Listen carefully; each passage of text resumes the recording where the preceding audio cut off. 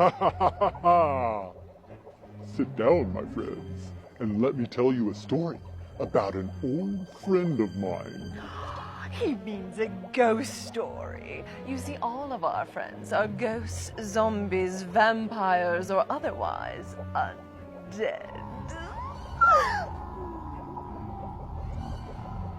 It was during the Douglas County Gold Fever of 1873. A wealthy Denver banker found himself traveling the old stage route to Pueblo, Colorado. Oh, goody! A cowboy story and a ghost story. My favorite. Our tale brings us to this lonely cabin in Coyote Gulch. It is the home of the McIntyre clan. The very name once struck dread into the hearts of all who lived in the area. But back to our traveler from Denver. Having missed his stagecoach at 20 Mile House Station, he decided to walk the 10 additional miles to the next stop in Russellville. A sudden thunderstorm broke upon him. Unfortunately, the nearest place to seek shelter was the McIntyre cabin. The McIntyre brothers, already suspected of various nefarious deeds involving missing wayfarers, took one look at the stranger's fine clothing and couldn't believe their luck. The weary banker was shown upstairs and offered a bed for the night. But as he slept, the two brothers crept into the room, crept up to the bed, and...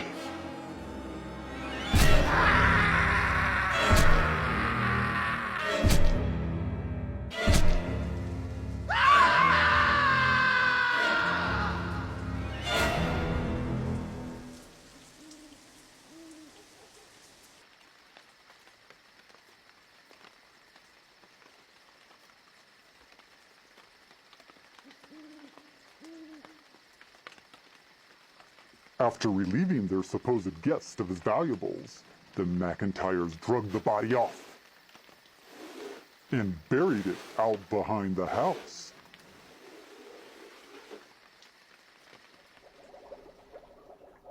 That was the end of our unfortunate traveler, but not the end of our story, because a few days later, a search party assembled by the friends of the missing man arrived at the McIntyre home. Having followed the victim's trail to this place, they quickly found evidence of the grisly fate. Bloodstains on the bed, drag marks on the floor, and finally, the buried body itself.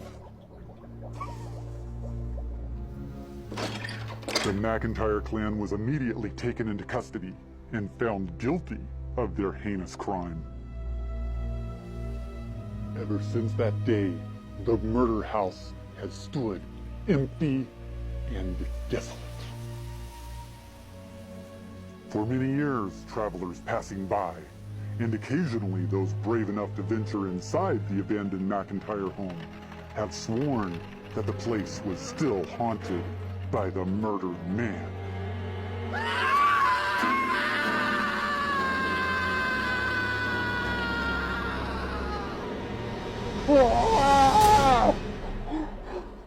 I scared myself. Oh, darling, really?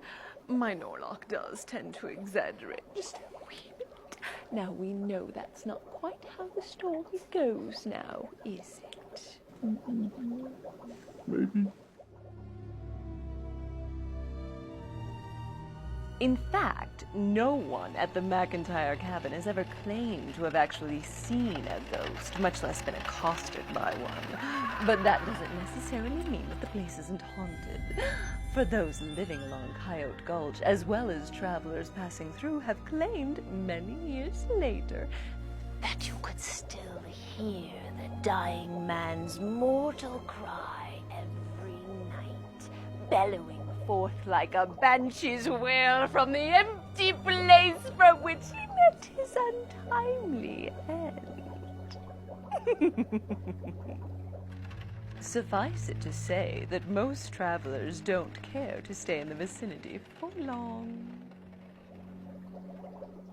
And that's not the only cowboy tale that's told around these parts. Nor the only ghost story. For out behind the site where Douglas County High School stands today is a dry creek bed known as Hangman's Gulch, so named since the days of the Old West. Our story begins in 1867, when a homesteader in the Castle Rock area paid a visit to his neighbor.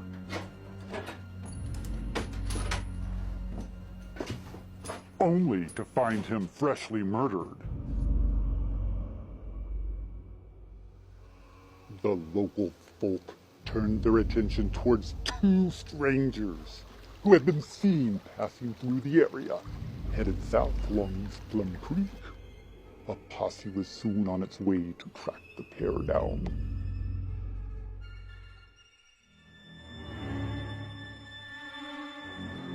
They caught up with the two suspects in the area of Palmer Lake and found them to be in possession of articles belonging to the murder victim. As one all but confessed to the crime, the two men were taken into custody. On the way back north, one of the captives became violent and abusive. That was probably a mistake.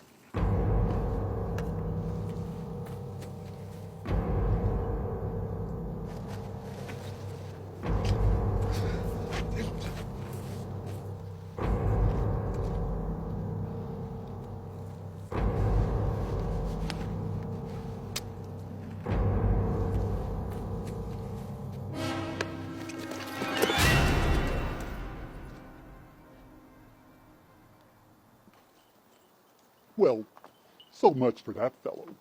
We'll get back to him later. Meanwhile, the posse continued on their way with their remaining prisoner until reaching that dry creek bed we now call Hangman's Gulch. There, they held a quick trial under a suitably stout-limbed tree.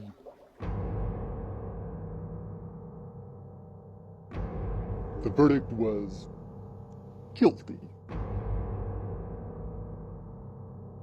What a couple of swingers. The vile murderer was pronounced dead and buried on the spot. But the hanged man didn't stay in his grave for long. It was too lonely for any soul out there in the high plains. Soon, the urge for new blood stirred the dead corpse's murderous spirit to go out in search of new victims.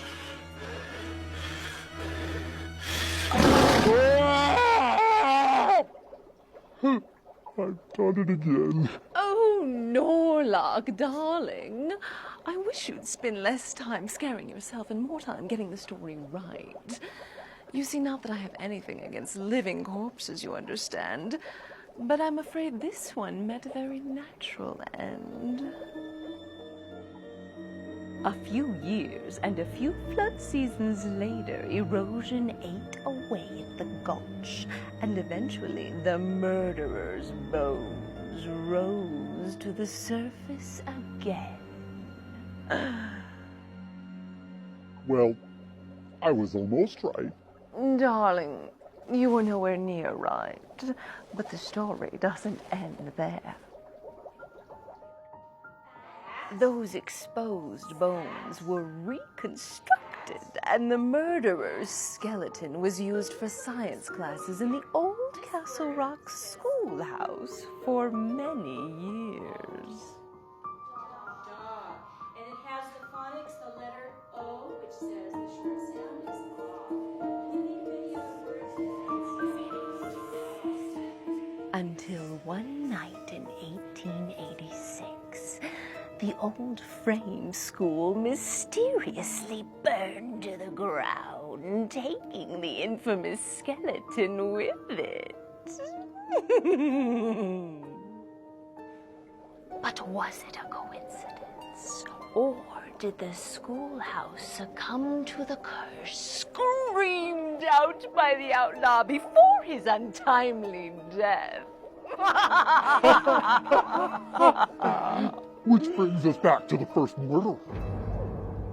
As you remember, we left him dangling there in the wind.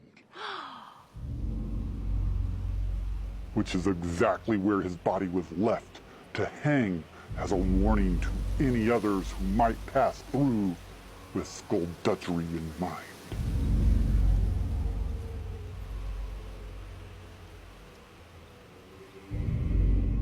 For months, his wails and moans could be heard throughout the countryside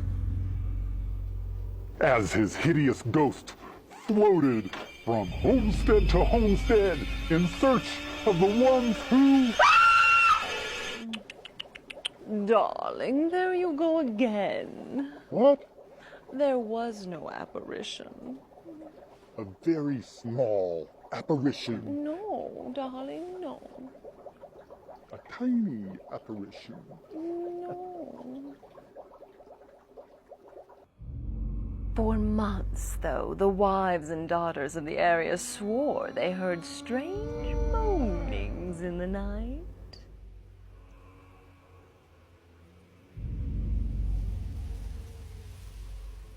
These were quickly attributed to the restless spirits still hanging out there on the high plains. The women folk soon prevailed on their men to cut the body down and give it a proper burial. After that, no more tales of wailing or moaning were told to disturb anyone in the night. Well, it's hard to remember everything exactly.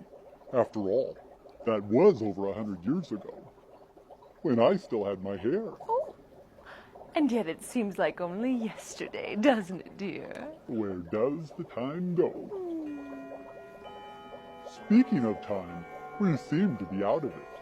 Oh, but we'll see you again next time, when the ghosts of the West once again make their presence known to the living.